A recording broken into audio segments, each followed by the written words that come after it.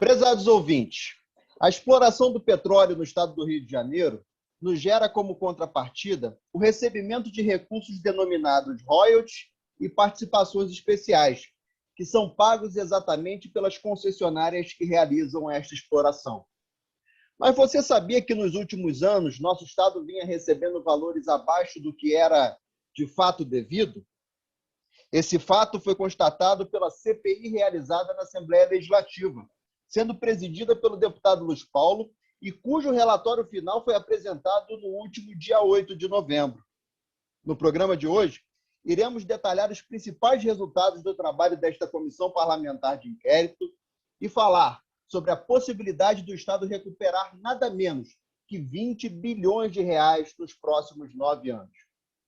Meu nome é Ramon Melo e esse é o podcast RJ em Debate.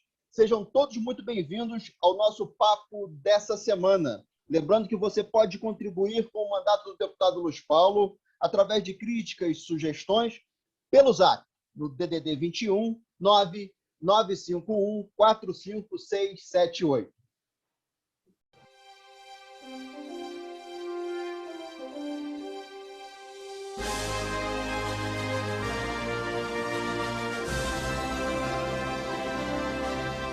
Deputado Luiz Paulo, alegria de poder estarmos iniciando mais uma semana. A alegria é minha, Ramon, saudando os nossos ouvintes que já se acostumaram a nos acompanhar no nosso podcast RJ em Debate. Maravilha, deputado. Olha, esse fato é extremamente importante para o estado do Rio de Janeiro. A recuperação de 20 bilhões de reais através desse trabalho denso que a CPI que o senhor presidiu na Alerj vai poder proporcionar ao estado do Rio de Janeiro. Deputado, explica para a gente um pouquinho como que se deu esses valores e toda essa apuração feita pela CPI.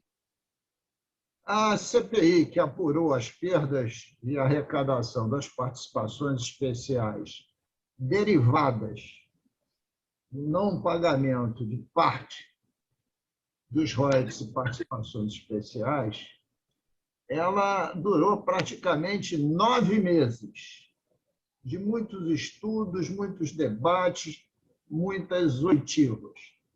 E nós destapamos, Ramon, essa caixa preta, para os nossos ouvintes terem uma ideia, como é que se calcula a participação especial da União, do Estado e dos municípios produtores, das participações especiais. É como se fosse um imposto de renda. Você pega a receita bruta da concessionária, subtrai os abatimentos e o que resta incide a alíquota para definir o valor da participação especial a ser recolhido. E qual é a burla que era feita? Nos abatimentos.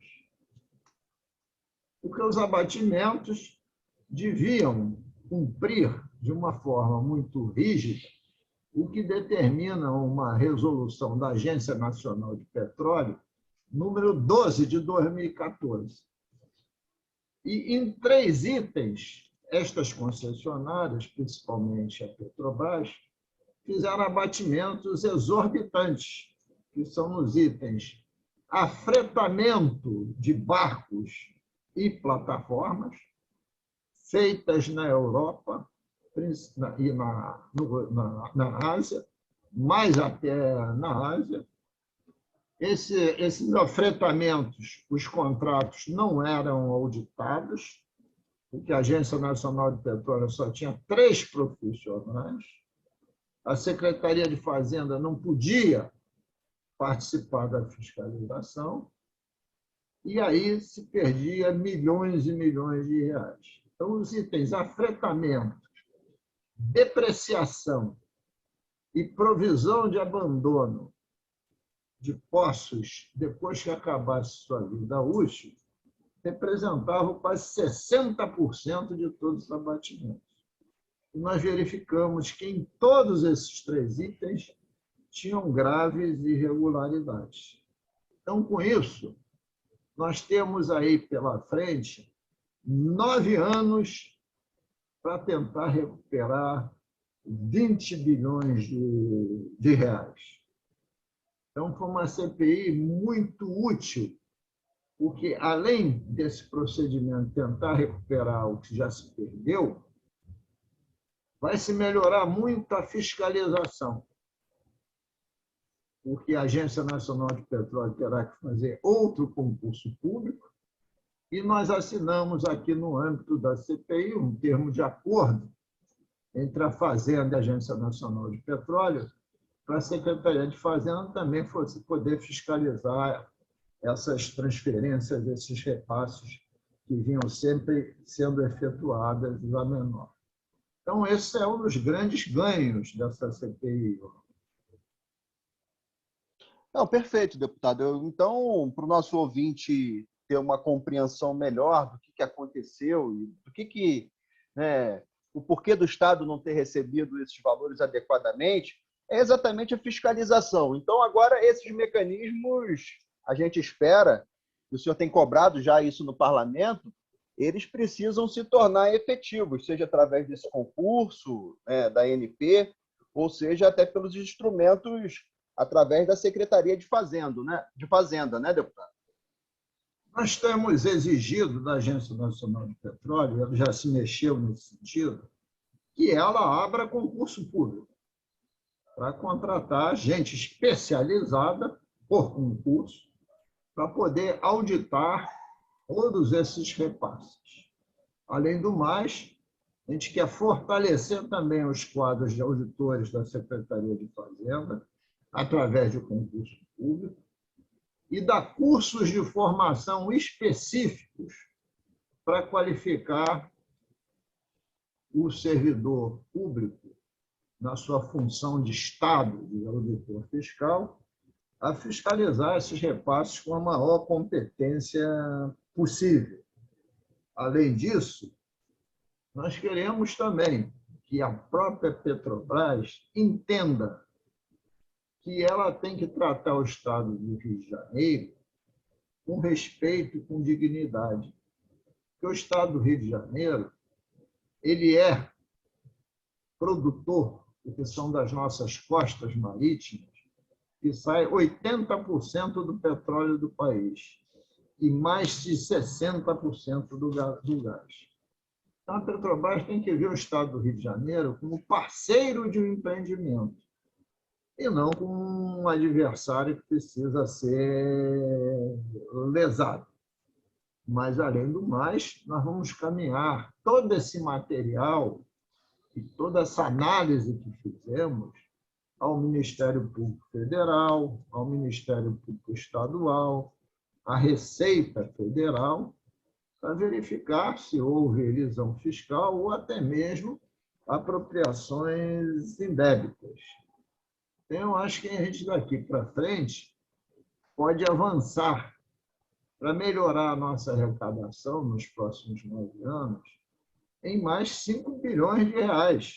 Quando a gente fala de recuperar 20, mas nós estamos também propondo soluções estruturais para que a gente avance na melhoria da arrecadação, não esquecendo que a gente vive uma crise fiscal, estamos no regime de recuperação fiscal, e crise fiscal é crise de despesa, mas principalmente no Rio de Janeiro, crise de receita.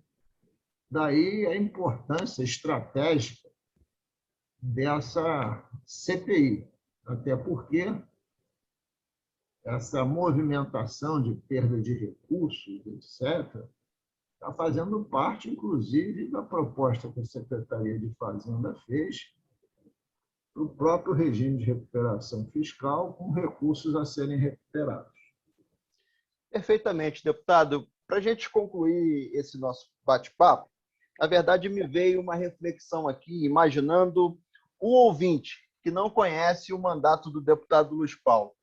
Será que ele não está se questionando, mas como um deputado preside uma CPI, e consegue verificar um rombo, a gente pode chamar de rombo, de 20 bilhões de reais que não foi repassado para o Estado do Rio de Janeiro para fazer políticas públicas de segurança, de saúde, de educação. Será que o ouvinte não se questiona? Será que esse deputado agora é da situação? Deputado, fala para o nosso ouvinte como é que é fazer uma oposição responsável, né? Porque o ganho é fantástico do ponto de vista de políticas públicas para o Estado, onde o governo executivo vai poder executar, nesses próximos anos, né, toda essa nova arrecadação. Explicar para os nossos ouvintes como é que é a atuação do seu mandato em relação a toda essa situação e conjuntura da política estadual. Primeiro, Ramon, a CPI não é um trabalho isolado. Ela é um trabalho coletivo. A CPI teve 7 parlamentares titulares, eu fui o presidente, condutor dos trabalhos, o deputado Márcio Pacheco foi o relator, mas também tivemos a participação da deputada Marta Rocha, deputado Valdeir Carneiro, deputada Célia Jordão, deputado Celso Macedo. Enfim, é um trabalho coletivo. E mais as assessorias, né, que nos ajudam nessa caminhada. E como eu te falei, quando você é deputado estadual. Então, você tem que lutar pelos interesses da população fluminense. Mais de 17 milhões de habitantes, né, que residem em 92 municípios. Então, melhorar a receita pública não é ajudar o governo, é ajudar o Estado. Eu não fui eleito deputado estadual para ser da base do governo ou ser de oposição. Eu fui eleito deputado estadual para defender os interesses do Estado do Rio de Janeiro. Claro que o meu caminho nessa Casa Legislativa sempre foi de estar na oposição, mas sempre estar do lado daquilo que melhora as finanças públicas e a situação de vida da população fluminense. Tanto é que eu presidi uma CPI que foi proposta pelo presidente da Casa, o deputado André Siciliano, e o relator, o deputado Márcio Pacheco, é o líder do governo na Assembleia. E trabalhamos harmonicamente. Qual era o ponto comum? O Estado, e não o governo. E tenha sido assim na minha vida política, partidária, e principalmente aqui no parlamento. Ora, eu não posso entender que um governo exista e tudo que ele faça é ruim. Quando ele faz coisa ruim, tem que ser duramente criticado, investigado, etc. Como aconteceu em relação ao governador passado, Wilson Witzel, que fomos os autores do pedido do impeachment, e impeachment que aconteceu, foi o primeiro governador cassado do Brasil. Mas aquilo que pode ser positivo para o Estado, a gente tem que apoiar e melhorar.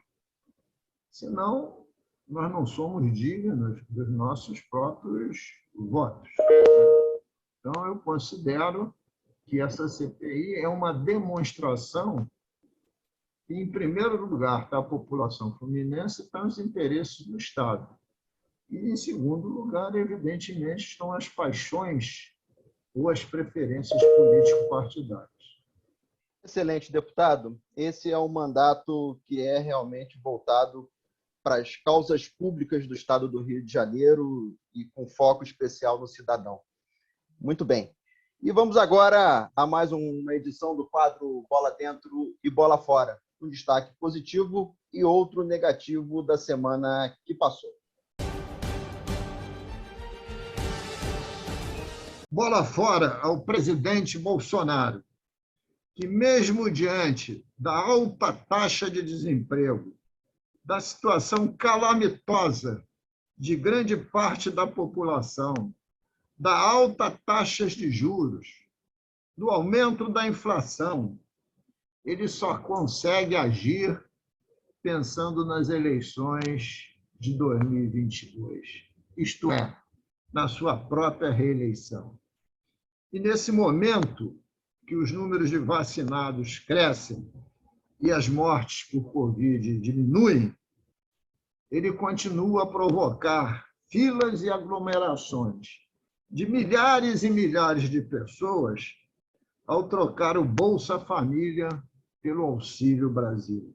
Pela falta de planejamento e de esclarecimentos, as pessoas se acumulam de forma desorganizada e desesperadamente procuram meios de sobrevivência.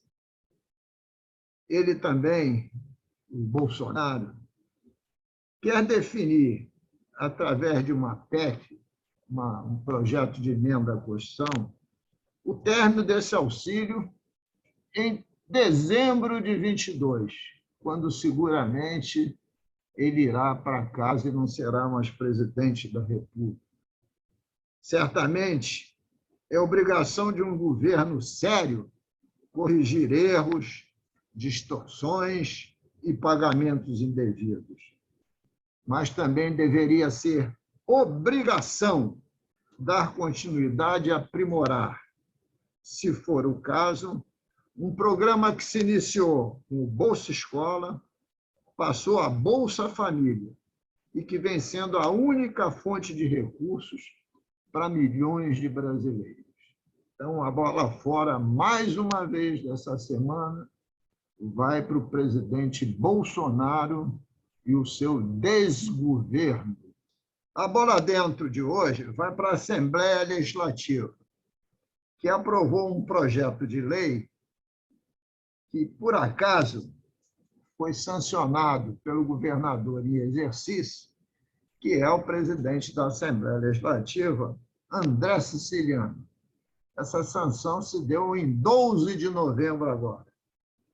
Trata-se da Lei 9.456, e eu me orgulho em ser autor, e que criou o Programa de Apoio Psicossocioemocional nos estabelecimentos de ensino da rede pública e estadual, tanto para o corpo docente quanto para o corpo discente, isto é, para professores e alunos.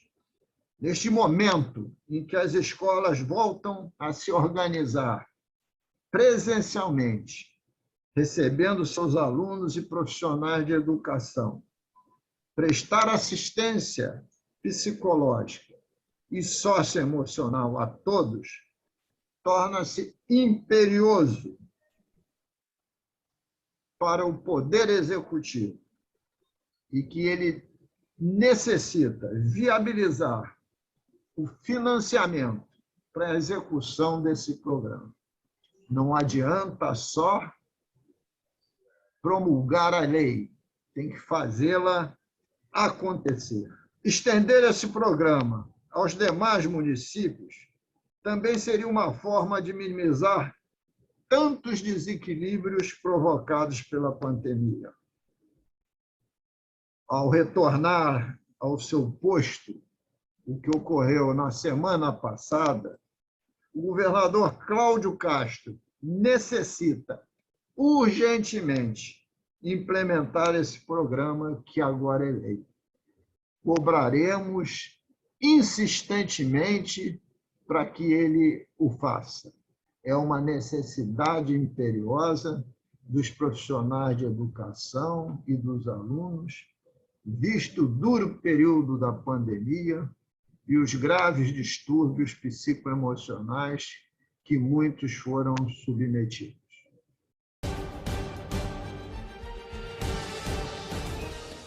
Obrigado a todos pela audiência em nosso podcast RJ em Debate. Estamos no ar semanalmente discutindo os principais temas do Rio de Janeiro e do Brasil. Até a próxima semana.